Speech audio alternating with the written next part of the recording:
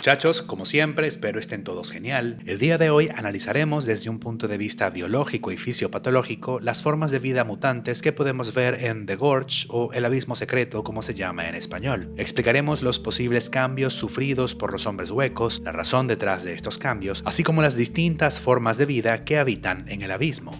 Pero primero, como es costumbre, pongámonos en contexto. Esta película es una obra de ciencia ficción, acción, romance y quizás un poco de horror, que sigue sobre todo los pasos de dos francotiradores expertos en una misión altamente confidencial. Por un lado, Levi Kane, un tirador estadounidense retirado por el desgaste psicológico de años de combate, y por otro, Draza, una joven francotiradora lituana empleada bajo servicio ruso. Ambos son contratados, supuestamente, por una coalición secreta de países cuyo principal objetivo es vigilar lo que denominan como el abismo, un profundo y estrecho cañón cubierto de una espesa neblina. Se trata de una misteriosa formación rocosa cuya ubicación exacta no es revelada y cuyo origen veremos más adelante, pero que en el contexto de la película cobró relevancia a finales de la Segunda Guerra Mundial, cuando al intentar ocuparla perecieron los 2.400 soldados enviados con este propósito, cuyos cuerpos nunca fueron recuperados. Desde entonces, el abismo es vigilado en ciclos de un año por parte de apenas 2 soldados.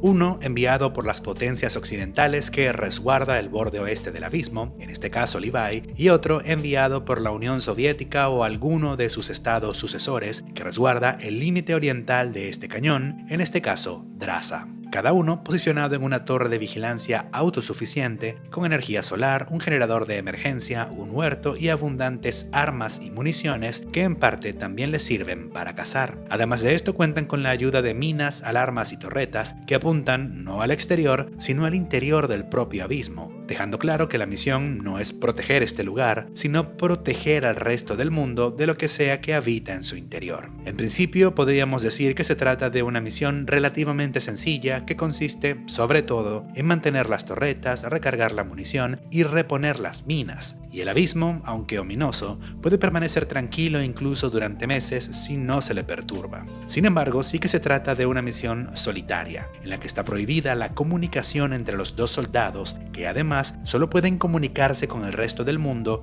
una vez al mes a través de una radio, y con el único propósito de reportar el estado de la misión. Lo que no saben los soldados asignados es que se trata de una misión sin retorno, que no depende de ningún ejército ni coalición, sino realmente de una empresa llamada Darlake, en la que, independientemente del grado de éxito, el destino último siempre es la ejecución. Por lo que se envía a soldados que no vayan a ser extrañados por nadie, como es el caso de Levi, un hombre aparentemente sin familia ni amigos cercanos, o cabos sueltos, como es el caso de Draza, una agente encubierta que fue fotografiada en plena misión. Estas medidas extremas idealmente deberían servir para mantener el secreto que rodea el abismo. Sin embargo, con lo que no contaba esta empresa era con lo que un hombre y una mujer demasiado solitarios podrían estar dispuestos a hacer cuando cuentan con demasiado tiempo entre manos. Levi y Draza desarrollan, a través de la distancia que los separa, una relación contra las reglas, lo que inevitablemente lleva a la imprudencia, los errores y finalmente al fondo del abismo. Y aquí es que finalmente nos enteramos que este lugar contiene los restos de una instalación militar que data de finales de la Segunda Guerra Mundial, en la que distintos países aliados investigaban y desarrollaban una posible arma química o biológica al nivel de las armas nucleares. Se trataba de instalaciones enormes, con una cantidad de personal lo suficientemente alta como para justificar la construcción de un cine y una iglesia, además de un pequeño pueblo, un búnker y de un silo de misiles. El resultado de las investigaciones llevadas a cabo en este lugar fue una sustancia altamente mutagénica a la que en principio se refieren como una toxina, que es capaz de tomar el material genético de una especie e insertarlo en las células de otra distinta, produciendo mutaciones grotescas y formas de vida híbridas entre humanos, artrópodos, plantas, hongos e incluso reptiles.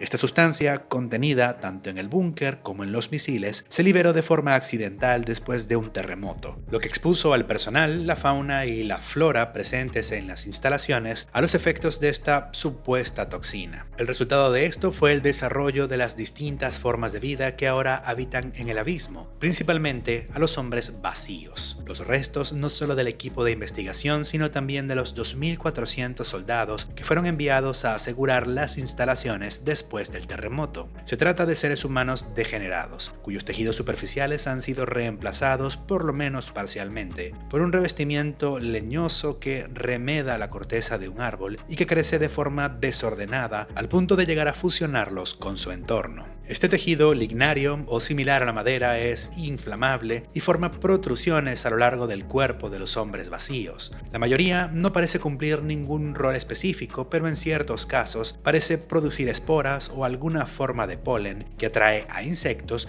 y que posiblemente también sea capaz de propagar la enfermedad. Los hombres vacíos además son fuertes, al punto de poder escalar las paredes del abismo sin ninguna clase de equipo y retienen parte de su inteligencia, lo que les permite colaborar entre sí, usar herramientas complejas como un lazo e incluso hacer fuego. A pesar de sus similitudes con una planta, se deja implícito que deben alimentarse tal como lo haría un ser humano normal, lo que sugiere que poseen un sistema digestivo funcional y similar o incluso idéntico al nuestro. Además, tampoco es como que haya suficiente luz en el fondo del abismo como para hacer fotosíntesis. Curiosamente, los hombres vacíos poseen sangre verde, probablemente por la presencia de otros pigmentos distintos a la hemoglobina en su circulación, quizás clorofila, el pigmento fotosintético de las plantas, o más probablemente aún algún metabolito o precursor de esta. Aunque parezca extraño, la clorofila de las plantas y la hemoglobina presente en el cuerpo humano comparten un tipo de molécula precursora, las porfirinas. Más allá de los hombres vacíos, el agente mutagénico liberado en el abismo también ha llevado al desarrollo de todo un ecosistema, uno bastante hostil, con distintas especies que incluso se atacan entre sí. Y lo más probable es que exista toda una cadena trófica cuya base, en lugar de ser las plantas, probablemente sean organismos descomponedores. En el abismo también podemos conseguir híbridos aparentemente derivados de artrópodos, como formas mutadas de araña, cuyo prosoma y opistosoma, las principales partes que forman el cuerpo de los arácnidos, parecen haberse fusionado o estar cubiertos por un cráneo humano. Estas arañas habitan y cazan en grupos y son lo suficientemente grandes, rápidas y agresivas como para atacar incluso a los hombres vacíos. Otra especie de artrópodo híbrida del abismo es una forma de escolopendra arborícola, cuyo cuerpo, por lo menos en parte, parece estar formado o soportado por arcos costales. Otro rasgo extraño para una escolopendra es la enorme mandíbula en bisagra, más propia de un tetrápodo, como un reptil, un ave o un mamífero, así como la gran cantidad de secreciones que parece emitir su cuerpo. Es posible que se trate de un depredador de emboscada en vista de que consigue mimetizarse bien con las ramas, y tal como las escolopendras normales, también es probable que cuente con alguna clase de veneno. Sin embargo, no todas las formas de vida son abiertamente hostiles, también las hay pasivamente hostiles, como la especie de planta carnívora que atrapa a sus presas a través de una secreción pegajosa y cuyas fauces, similares a unas costillas, sirven a modo de trampa. Pero sobre todo, tenemos el extraño organismo ganglionar que habita en el silo de misiles. Este parece estar formado por algo similar, aunque probablemente no idéntico, a un sinsitio. Un sinsitio es una masa de células interconectadas entre sí que funcionalmente son una sola. Este es el caso, por ejemplo, de las fibras musculares, pero por fuera del cuerpo humano, algo similar también ocurre con el micelio de los hongos. Así que, con la poca información que tenemos de este organismo, diría que se trata de una forma de vida muy similar a estos. Un metaorganismo vegetativo y lento formado de la conjunción de lo que eran cadáveres humanos o humanos infectados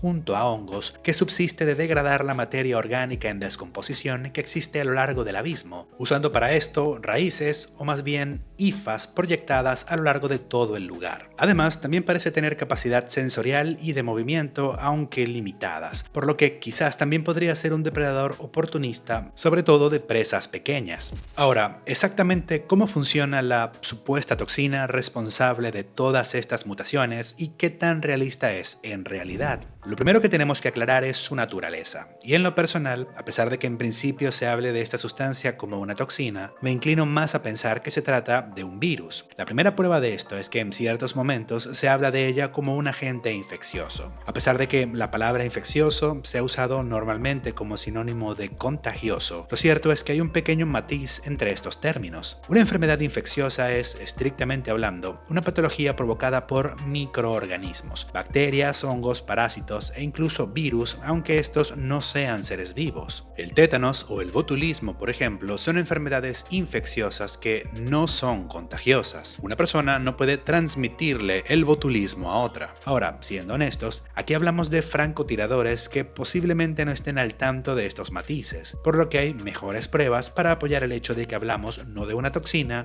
sino de un patógeno infeccioso. La primera de estas es la alta estabilidad de esta toxina a lo largo del tiempo. Es sorprendente que una sustancia tóxica continúe surtiendo sus efectos después de 80 años de exposición a la intemperie. Incluso gases de guerra, como el gas sarín, deben ser sintetizados poco antes de su uso, ya que pierden sus propiedades si se almacenan demasiado tiempo, incluso en condiciones óptimas. Ahora, es cierto que esta premisa no aplica para todas las toxinas, pero sí que es cierta especialmente para aquellas de alta complejidad, y esta, en todo caso, debería ser una toxina muy compleja, lo que nos lleva a la segunda prueba de que estamos no ante una toxina, sino ante un patógeno infeccioso, lo complejo de sus efectos. La toxina del abismo es capaz de tomar material genético de un ser vivo e insertar ese material genético en otros, produciendo cambios radicales en la anatomía de sus víctimas. Esto se puede decir en pocas palabras, pero lo cierto es que es algo altamente complicado. Las células eucariontes, como las que poseemos los seres humanos y otros animales, poseen su material genético, su ADN, ensamblado en una sustancia conocida como cromatina, que no es más que dicho ADN asociado a proteínas que regulan su disponibilidad para la célula. Es decir, no todo nuestro material genético es de fácil acceso, ni siquiera para nuestras propias células, que son bastante más complejas que una toxina.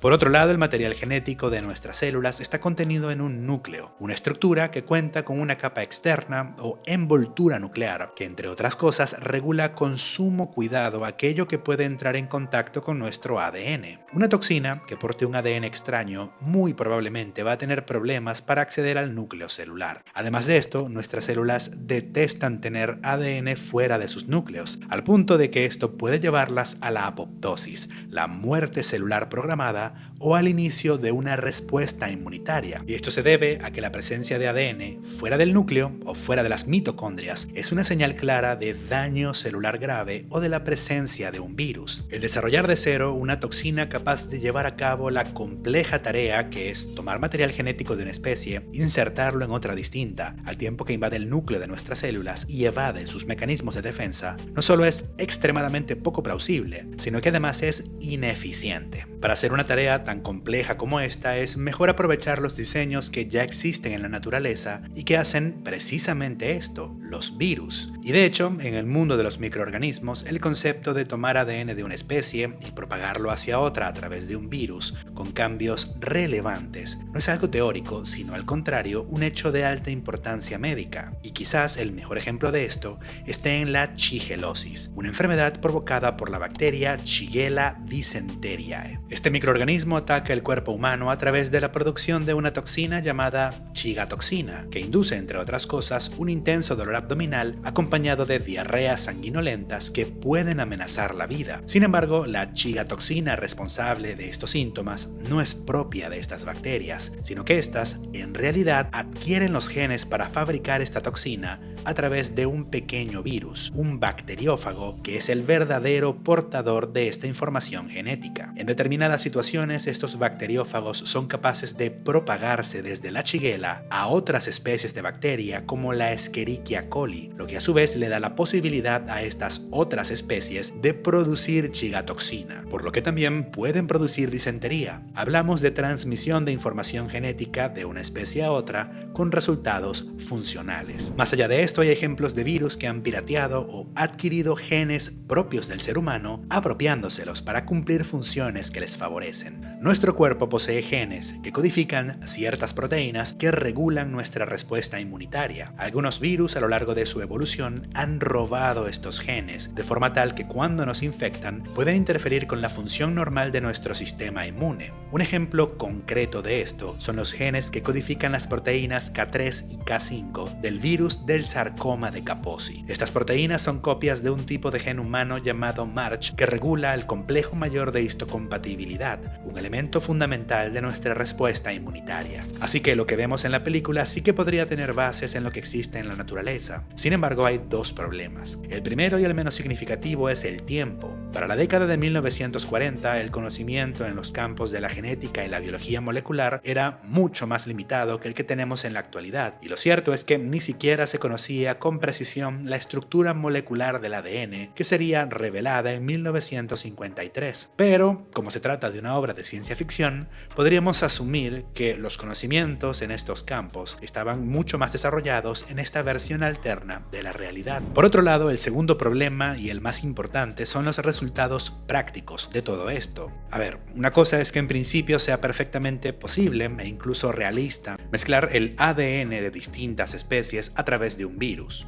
Y otra muy distinta es que esto produzca organismos que sean complejos y a la vez viables. Sin un entorno controlado, las técnicas correctas e incluso un objetivo razonable, lo más probable es que esto termine en la disfunción o muerte celular. Aunque esto tendría sentido teniendo en cuenta que el propósito de este patógeno o agente mutagénico sería ser usado como un arma de destrucción masiva, una bomba nuclear biológica. Sería un virus con una altísima letalidad pensado para dañar el ADN y provocar la muerte, pero que ocasionalmente lleva a la creación de monstruos. Aquí es donde entran los mecanismos de selección natural. Quizás el virus mutó en algún punto creando una cepa menos letal, pero más mutagénica, capaz de mantenerse en el tiempo al no matar a sus víctimas, sino modificarlas y hacerlas contagiosas, mientras que la cepa más letal del virus, la original, se habría extinguido al matar a todos sus portadores. O al contrario, el virus podría haber seleccionado entre las poblaciones afectadas a aquellos individuos más proclives a desarrollar mutaciones en lugar de morir, llevando así a la formación del ecosistema que vemos en el fondo del abismo. Ahora, con respecto a la posición que ocupa este virus en la escala de peligro, creo que tenemos información insuficiente para dar una respuesta definitiva. Contagiarse no parece ser nada fácil en vista de que una exposición directa, tanto a los infectados como al aire contaminado,